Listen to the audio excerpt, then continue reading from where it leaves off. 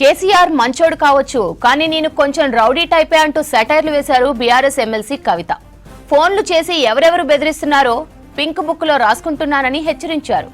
బాన్స్వాడలో BRS కార్యకర్తలను బెదిరించే వాళ్లను వదిలిపెట్టే ప్రసక్తే లేదన్నారు.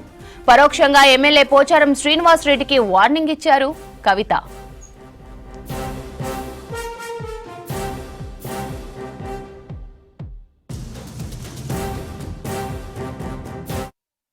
బెదిరిస్తున్నారని చెప్పి అన్న జుబేర్ అన్న ధైర్యంగా ఉండు.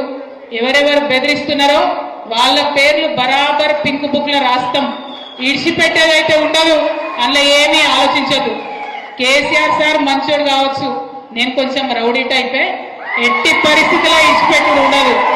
ఇక్కడికి బాన్స్వాడలో మిమ్మల్ని సతాయించి మిమ్మల్ని పోలీస్ స్టేషన్కి ఈడ్చినటువంటి ఏ ఒక్కరిని కూడా నేను మాత్రం క్షమించే అవకాశమే ఉండదు.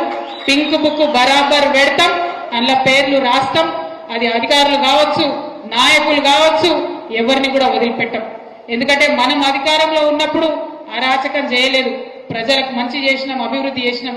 ఇవాళ మీరు పార్టీ మారినంత మాత్రాన ఈ గులాబీ కండువానేదో గదరించి పెడదాం, భయపెట్టించి పెడదాం అనుకుంటే మీ తాట సప్పులకు భయపడేవాళ్ళు ఎవరు లేరు.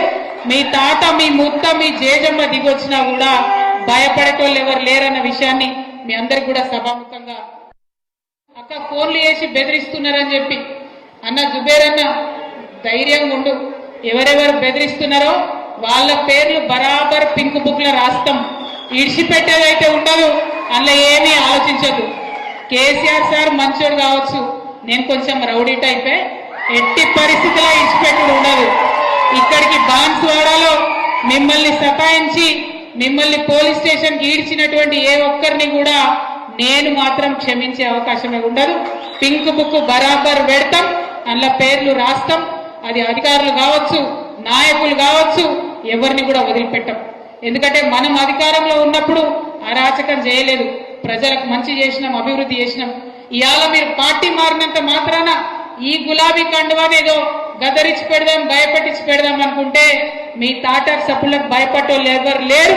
మీ తాత, మీ ముత్త, మీ జేజమ్మ దిగొచ్చినా కూడా భయపడేటోళ్ళు ఎవరు లేరన్న విషయాన్ని మీ అందరికి కూడా సభాముఖంగా నేను